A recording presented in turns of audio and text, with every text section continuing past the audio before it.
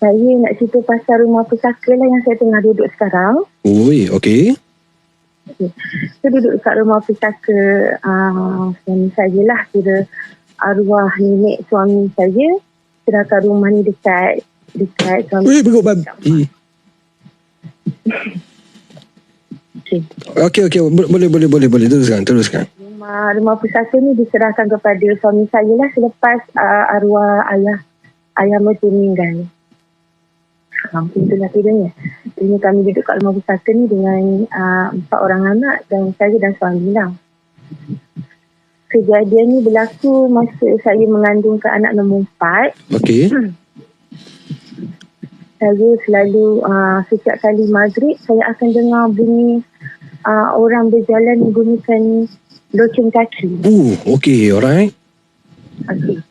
Mulanya saya rasa benda tu macam tak ada apa-apa sebab saya fikir mungkin kata apa bunyi macam saya tak fikirlah benda tu benda yang mistik lah kan. Okey. Tapi bila kandungan saya dah cukup macam 7 bulan 8 bulan tu bunyi tu lagi kerap dan selalu macam dekat bilik tidur saya ni dia ada beranda tau.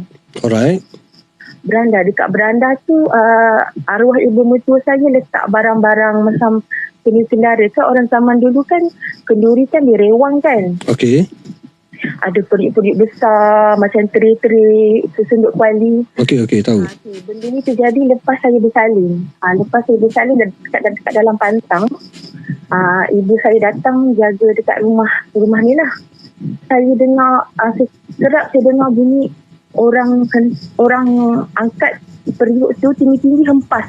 Bunyi pang macam tu. Allah.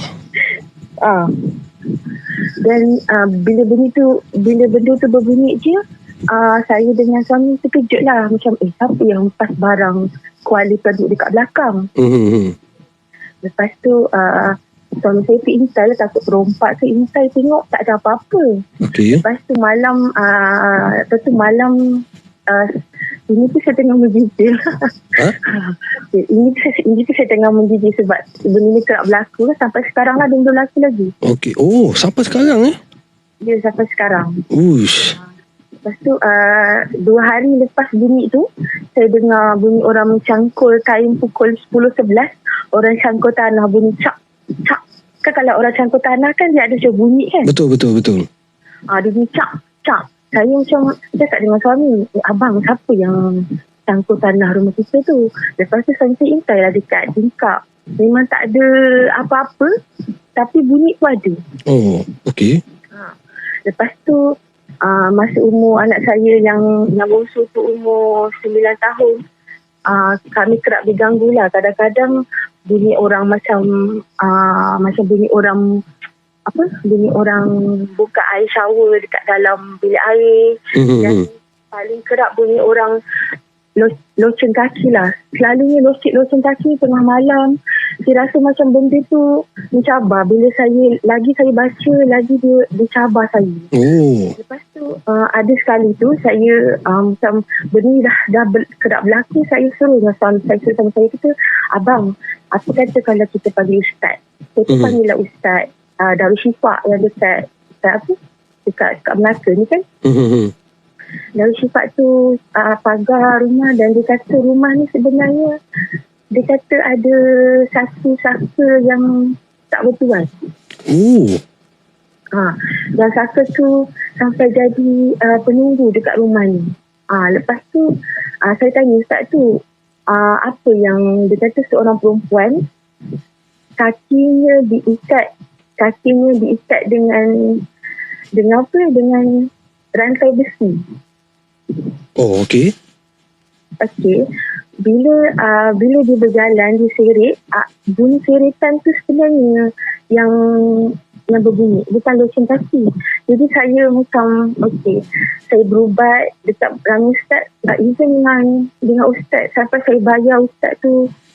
Sampai saya bayar lah setengah ustaz tu untuk pulihkan rumah ni, tak boleh. Dan ada ustaz sarankan kami berpindah. Tapi sebab kailah ekonomi kan, kami pun tak mampu untuk pindah luar. Jadi kami terpaksa hadap bila benda ni. Kadang-kadang dia mengganggu saya. Ada sekali lah suami saya kena. Suami saya balik daripada masjid malam sebab dia ada masa-masa tu, tak silap saya ada program lah suami saya. Dia main handphone tertidur dekat depan. Okey. Lepas tu suami saya nampak macam dalam keadaan dia tidur dengan kan keadaan tidur dengan tak tidur tu kan, macam kita baru-baru nak tertidur tu kan. Dia nampak perempuan tu rambut panjang. Dia kata baju dia bertirai-tirai dan dia berjalan memang ada besi rantai dekat kaki dia. Dia berjalan, dia berhenti dekat suami saya dan dia macam dekatkan muka dekat suami saya, bunyi macam gitu lah. Suami saya tersedar dan suami saya terbangun. Dia terasa kaki dia macam kebas, macam orang pijak kaki dia. Oh, okey. Bangun, dia tak boleh nak berdiri kan. Dia berik panggil saya. Saya tu terkejut. Dia kata dengan saya, kenapa? Dia kata dia kena kacau. Dia kata malam tu kita orang buat pagar sikit, saya baca ayat baca ruqyah, pagar sembuh, bawa anak-anak semua tidur dengan kami. Dan malam tu sepanjang malam memang kami dengar bunyi syaitan besi tu. Macam dia nak kata macam mana, dia macam kalau kita sekali dengar macam bunyi loceng, tapi dia bukan loceng, dia macam dia bunyi macam cing macam tu. Saya pun macam tak tahu saya nak gambarkan macam mana. Kemudian kalau macam contoh kan, contoh kalau tengah malam sikit dalam pukul 3 ke pukul 4 ke, saya akan dengar bunyi orang dengus dekat tepi telinga saya macam gitu Okey. Dan kami sekarang memang tengah kumpul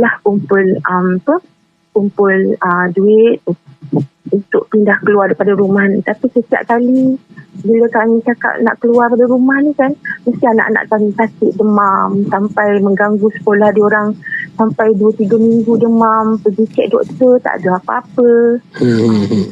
Doktor kata tak ada apa-apa, tapi demam, batuk yang berpanjangan, macam seolah-olah dia tak bagi kami keluar daripada rumah ni. Itu yang macam saya kata mungkin tak ada kami kena duduk kat rumah ni untuk pulihkan ataupun buang saka ni ke saka tak bertuan ni.